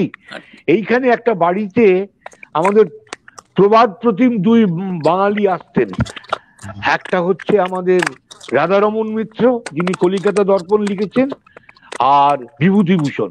বিভূতিভূষণ এসে করেদের পুকুরে চান করতেন, আর ওনাদেরই পাঠশালার বন্ধু ননী চক্রবর্তী তার বাড়িতে আসতেন। ওটাকে আমি একটা লেখাতেও লিখেছি, ত্রিবেণী সঙ্গম বলে। তিন গুণী মানুষের এখানে পাওয়া যেত। আর একটা হচ্ছে কি, এই যে আমাদের ছায়াবান, এই শ্যামলীর উল্টো দিকে যে হলটা বললো না, সেটা কিন্তু পুরনো সিনেমা হল, তার নাম ছিল ছায়াবানী। এবং সেখানে আমার মা 48 সালে বিয়ে হয়ে এসে বললেন, জানিস আমরা এটা সিনেমা দেখে গেছি, তোর বাবা টিকিট কেটে ঢুকিয়ে দিয়ে চলে যেত। তা ওইটা পরে শিশির ভাদুরীর অনুদানে একটা মঞ্চ তৈরি হয়ে যায়, লাইব্রেরি হয়, মঞ্চ হয়, যেটা আমাদের কাছে খুব গর্বের বিষয়। ঠিক আছে, সিনেমা প্রসঙ্গে একটা কথা বলি, এই যে শ্যামলী সিনেমা হলটা কিরম যেন আমাদের আত্মার সঙ্গে জড়িয়ে আছে শ্যামলী সিনেমা হল। তার কারণ আমি একটা জায়গায় লিখেছিলাম যে এই শ্যামলী সিনেমা হলে কিন্তু আমার ছোটবেলাতে, একদম ছোটবেলায় শ্যামলী সিনেমা হলে এখানেই কিন্তু প্রথম আমার নিশ্চিন্দিপুরের রঘুর সঙ্গে আলাপ হয়। আমার ছোটবেলাতে আমার নিশ্চিন্দিপুরের রঘুর সঙ্গে আলাপ কিন্তু শ্যামলী সিনেমা হলে। তারও একটু পরে আলাপ হয়েছিল আরো দুজনের সঙ্গে, একজন অন্ধ এবং একজন খঞ্জ। সেই লালুগুলোর সঙ্গে আমার দেখা হয়েছিল এই শ্যামলী সিনেমা হলে। পরবর্তীকালে তো আরো অনেকের সঙ্গে দেখা হয়েছে। আর এই সিনেমার কথা যখন উঠলো, আমি জানি না সেটা মানে কতটাই, তখন আমার খুব ছোট বয়স বলতো। আমি তখন ওই, তুমি তো জানো বিভুদার বাড়িতে অনেক বিখ্যাত সিনেমা আর্টিস্ট আসতেন, বিখ্যাত লোকেরা আসতেন। আমি তখন আমার খুব ছোটবেলাতে, এখন যেখানে ওই তারামে ইলেকট্রিকাস, ওইখানে দাঁড়িয়েছিলাম, কখন অনেকক্ষণ ছাড়া ছাড়া বাস আসতো, তো আমি, আমার ঠাকুমার, আমার বাবা দাঁড়িয়েছিলাম, কোথায় যাচ্ছিলাম মনে নেই। হঠাৎ আমাকে বাবা বললো, ঠিক বিভুদাদের বাড়ির উল্টো দিকে যেখানে উষার দোকানটা ছিল আর কি, বললো তখন একদম আমাদের এই তারামার এসব একদম ধুলো মাখা রাস্তা। তখন বললো, দেখ ওই যে দাঁড়িয়ে আছে দেখতে পাচ্ছিস, একা একা দাঁড়িয়ে সিগারেট খাচ্ছে, লম্বা চওড়া, কি সুন্দর দেখতে ভদ্রলোককে। মানে আমার কম বয়সী মনে হচ্ছে যে এত সুন্দর একটা মানুষকে দেখতে হয়, যেন স্বর্গ থেকে দেবদূত নেমে এসেছে, এত সুন্দর দেখতে হয়। বাবা বললো, দেখতে পাচ্ছিস ওই লোকটাকে? আমি বললাম হ্যাঁ। বললো, কে জানিস? উত্তম কুমার। বললো উত্তম কুমার মানে বিভুদাদের বাড়িতে এসেছিল, ওই বেরিয়ে তখন, কিন্তু তখন লোকজন তো আসতে বেশি নয়, আজকালকার দিনে উত্তম কুমার হলো তাকে লোকে ছেঁকে ধরতো, সে একা একা করে দাঁড়িয়ে সিগারেট খাচ্ছে। সেই আমি যেমন বললাম যে আমার কতগুলো ভাগ্য, আমি হরিপদ ভারতীকে দেখেছি, আমি ঈশাপুর স্কুলে দেখেছি, কেন্দ্রীয় স্কুলে দেখেছি হরিপদ ভারতীকে। তবে তার বক্তব্য শোনার, তিনি যে গভীরতা নিয়ে কথা বলতেন সেটা শোনার বয়স আমার তখন হয়নি। সেই কম বয়সে আমি যেমন তাদের দেখেছিলাম, তেমনই যেমন আমি আলামন দাসকে দেখেছিলাম, তেমনই বিখ্যাত ব্যক্তিত্ব উত্তম কুমারকে দেখার সেই কম বয়সে, তখন বুঝতাম না, তখন তো আজকের দিনের উত্তম কুমার না, সেই 50-এর দশকে তার একটা দুটো ছবি তখন সেই শুরু হয়েছে আর কি। সেই সময়কার উত্তম কুমারকে আমি দেখেছিলাম। এবারে এও আমার ভাগ্য বলা যেতে পারে আর। হ্যাঁ, এখানে একটা জিনিস বাদ চলে গেছে, সেটা হচ্ছে রায় কোম্পানির বাস। 52 সালে রায় কোম্পানি 34টা বাস নিয়ে 52 রুট চালু হয়, 52-58। তারা আজকে কিছু কিছু আছে, এটা আমাদের কাছে খুব গর্বের বিষয়। এরা সুদূর কোতলপুর থেকে, বাঁকুড়া কোতলপুর থেকে এসে এখানে ব্যবসা শুরু করেন। এবং সবচেয়ে দেখতাম একটা জিনিস, বাড়ির বৃদ্ধ মানুষরা আমাদের এখানকার সব পুরনো বাড়ির দিকে তাকিয়ে হাত তুলে প্রণাম করতো। তা আমি জিজ্ঞেস করেছিলাম, দাদু তুমি প্রণাম করলে কেন?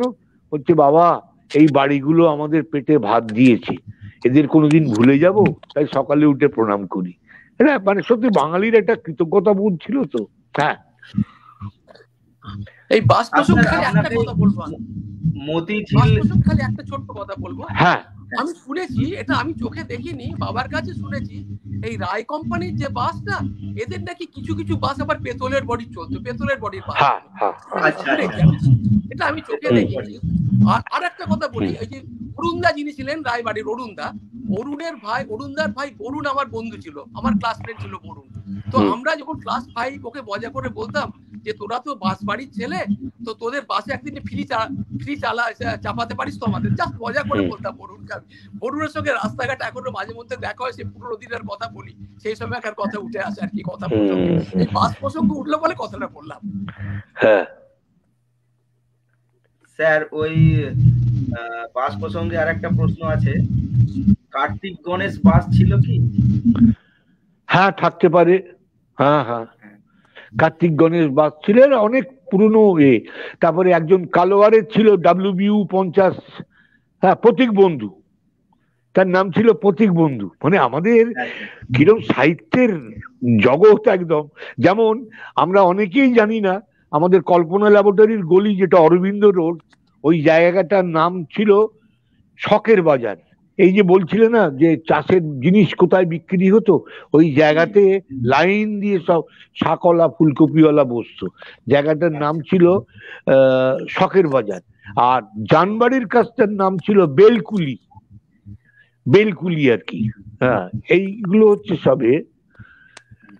আবার এগুলো সুকান্তর থেকে পাওয়া। হ্যাঁ হ্যাঁ, মতিঝিল, হ্যাঁ মতিঝিল, হ্যাঁ। এই জায়গাটা কোথায়? সুকান্ত বাবু এই প্রশ্নটা করেছেন। না, আমার জানা নেই। সুকান্ত বাবুই তাহলে উদ্ধার করবে। আমি যা বলছি সব সুকান্ত বাবুর কথাই বলছি, উনি আমার শিখিয়েছেন এগুলো। অতএব গুরু মারা বিদ্যেতে নেই। হ্যাঁ, সুকান্ত বাবুকে একবার বলতে দেয়া হোক।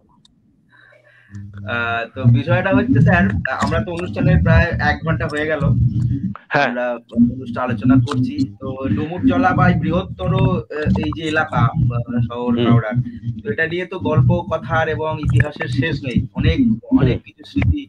যেমন একজন এখানে লিখেছেন, আমরা যদি এটা পড়তে পারি, তিনি লিখছেন যে আমরা এটা কে লিখেছেন একটু বলছি, রতন কর্মকার। উনি লিখছেন যে 1973 সালে ডুমুরজলা স্টেডিয়ামটা প্রাচীর দিয়ে ঘেরা ছিল, আর ওখানে ফুটবল টুর্নামেন্ট হতো। আর বিভু ভট্টাচার্যকে আমি বাণীনিকেতনের ডুয়েট বলে বল করতে দেখেছি নেট প্র্যাকটিসে। বাণীনিকেতনের অনেকেই তো পল্টু বাবুর বাড়ির লোক, সে বিষয়ে নিয়ে একটু বলতে ভালো লাগবে। 1974 একবার ছাত্র ধর্মঘট হয়েছিল, তখন ডুমুরজলা বলতো না সেন্ট্রাল পার্কে আবাসন করার প্রতিবাদে, সেটা কি করে ডুমুরজলা হয়ে গেল? এখন সবকিছু কিন্তু একটা চোরাগোপ্তা খেলা চলেছে ভাই, সত্যি কথা বলছি। হ্যাঁ, কোনো কিছু সাক্ষী না হয়েও আমাদের উপরে চাপিয়ে দেওয়া হচ্ছে, হাওড়ার ওপরে সবকিছু জিনিস চাপিয়ে দেওয়া হচ্ছে। এই জিনিসটা কলকাতার কোনো মাঠ হলে করতে পারতো। কলকাতায় তো পড়ে আছে দেশপ্রিয় পার্ক, কলকাতায় তো পড়ে আছে মার্কাস স্কোয়ার, কোথাও তো করতে পারবে না। যেহেতু হাওড়ার লোক টিমিড, প্রতিবাদী নেই, চলে গেল, তারপরে আমরা আছি জানিস, এটা চলে যায়। কারণ প্রচুর মানুষ হাওড়ার যারা খেলাধুলো লেখাপড়ায়, কারণ আমি আমার পূর্বপুরুষের নামে কেদারনাথ স্কুল আমি বলছি, 2জন নাম করা 42 সালের ছাত্র, একজন হচ্ছেন ডাক্তার শীতল ঘোষ, আর দ্বিতীয় হচ্ছে ডাক্তার মুখার্জি, যিনি ফরেন্সিকের ডিরেক্টর ছিলেন। আর সম্প্রতি আমরা কেদারনাথে রিইউনিয়ন করতে গিয়ে প্রচুর মানুষকে সাড়া পেয়েছি, সুইজারল্যান্ড থেকে আরম্ভ করে ইংল্যান্ডে, এদিকে লন্ডনে, সমস্ত রকম। তো সেইখানে আমাদের ডুমুরজলার সেন্টিমেন্টটা আমার মনে হয় একটু বেশি করে ছড়িয়ে দেওয়া দরকার সব ধরনের মনে। কারণ মানুষ তো ফেরে ঘরের টানে, যদি আবার আমরা কিছু করতে পারি, হ্যাঁ, সেটা আমাদের পক্ষে খুবই আনন্দের হবে, খুবই গর্বের হবে। কারণ যে নিয়ে আমরা সন্ধ্যে থেকে প্রায় ঘন্টাখানেক আলোচনা করছি, অবশ্যই পেছন দিকে আছেন পুরোধা আমাদের ডাক্তার সুকান্ত মুখার্জি। আমি ওকে শ্রদ্ধা জানিয়েই বলি যে সুকান্ত দা একটা ভালো জিনিস আমাদের দিকে নিয়ে যাচ্ছেন। সন্ধ্যেটা কোথা দিয়ে উদাও হয়ে গেল বুঝলাম না, এই যেন মনে হচ্ছে ডুমুরজলা স্পোর্টস কমপ্লেক্সটা আবাসন হয়ে গেছে। এই আলোচনাটা যদি চলতে থাকে না, মনে হয় চলতেই থাকবে, চট করে শেষ হওয়ার নয়। আমরা স্যার আর একটা দিন এরকম স্মৃতিচারণের একটা অনুষ্ঠান করব, সেখানে আরো যেগুলো রয়ে গেল আজকে আলোচনা, হাওড়ার আমরা অনুষ্ঠানটা শেষ করব, প্রায় 10টা বাজতে যায়। তো আমরা এই কথাটা বলেই শেষ করবো, যদি ইতিহাস আমরা যেহেতু এই হাওড়া জেলার ইতিহাস চর্চা গ্রুপে আমরা এই বিষয়টা নিয়ে আলোচনা করছি এবং ইতিহাসই নিয়ে আলোচনা করছিলাম এতক্ষণ ধরে। ইতিহাস বলছে যে হাওড়ায় যে সমস্ত জলা ছিল তার মধ্যে অনেক জলাই কিন্তু বুঝিয়ে নগরায়ণ হয়েছে। মানে আজকে আমরা হাওড়া শহর বলে যে গর্ব করি, এই হাওড়া শহর কিন্তু তৈরি হয়েছে বেশ কিছু জলাকে বুঝিয়ে। ফলে সেই বিবর্তনের ধারা এখনো চলছে এবং জানি না হয়তো ভবিষ্যতে দেখা যাবে এই ডুমুরজলা নামটাই শুধু রয়ে যাবে, সেখানে অন্য একটা গড়ে উঠবে এবং দেখা যায় হয়তো সেটা ইতিহাসের বইয়ে বা আমাদের এই ফেসবুকের এই আড্ডা যেটা রেকর্ড হয়ে থেকে যাবে, এটা হয়তো কোনো সময় বছর 10-12 পরে তারা আবার যখন রিমাইন্ড করবে এবং বোঝার চেষ্টা করবে তখন আমাদের বাঁচাতে হবে আমাদের ভূগোলটা যাতে না ইতিহাস হয়ে যায়। ঠিক ঠিক, ওই জায়গাতেই আমাদের লড়াইটা করতে হবে। একদম একদম, ভূগোলটা ইতিহাস হয়ে যাচ্ছে। আমি দিলীপ বাবুকে এবং পল্টু বাবুকে অসংখ্য ধন্যবাদ জানাচ্ছি। দারুণ মানে আড্ডা হলো এবং বহু মানুষ তারা দেখলেন এবং তারা মতামত দিলেন। অনেকেই পুরনো দিনে ফিরে গেছেন, তাদের বক্তব্য তারা বলছিলেন এবং আরো ভবিষ্যতে যখন এই পরবর্তী যারা পরে ভিডিওটা দেখবেন রেকর্ডেড ভিডিও, তারাও অনেক স্মৃতিচারণা করবেন। আমরা কমেন্টে সেই স্মৃতিচারণাটাকে এগিয়ে নিয়ে যাব। কিন্তু আমি চাই যে আরো একটা দিন আমরা ডুমুরজলা বা এই বৃহত্তর শহর হাওড়ার পুরনো দিনের কথা সেগুলো আপনাদের কাছ থেকে শুনতে আপনারা আমাদেরকে বলবেন। কারণ সত্যি কথা বলতে গিয়ে আর কিছুদিন পরে সত্যি এইসব জিনিস আর হয়তো মানুষ জানবে না, বলবে না। তো সেইগুলো এই কথার মধ্যে, আড্ডার মধ্যে বা লেখার মধ্যে যতটা বেঁচে থাকে, যতটা আমরা ধরে রাখতে পারি আগামী প্রজন্মের জন্য। তো সকলকে যারা এতক্ষণ ধরে আমাদের অনুষ্ঠান দেখলেন তাদের প্রত্যেককে অসংখ্য ধন্যবাদ আমাদের এই আড্ডায় সামিল হওয়ার জন্য। দিলীপ বাবুকে, পল্টু বাবুকে, সুকান্ত বাবুকে প্রত্যেককে অসংখ্য ধন্যবাদ জানিয়ে আমরা আজকের অনুষ্ঠান শেষ করছি। সবাই খুব ভালো থাকবেন। এই ভিডিওটাকে সবাই শেয়ার করে দেবেন এবং লাইক দিয়ে আরো বেশি বেশি করে মানুষের কাছে পৌঁছে দিন, যাতে আরো বেশি করে মানুষ এই ডুমুরজলা নিয়ে যে সেন্টিমেন্ট, ডুমুরজলার প্রতি যে ভালোবাসা, সেটা নিয়ে তো সেটা আরো মানুষ ভাবুক, আরো মানুষের মধ্যে এই চেতনাগুলো জেগে উঠুক। বেঁচে থাকুক ডুমুরজলা, বেঁচে থাকুক হাওড়া, সবাই সুস্থ স্বাভাবিক থাকুক, এই আশা নিয়ে আমরা আজকে অনুষ্ঠান শেষ করছি। সকলকে অসংখ্য ধন্যবাদ। শুভরাত্রি।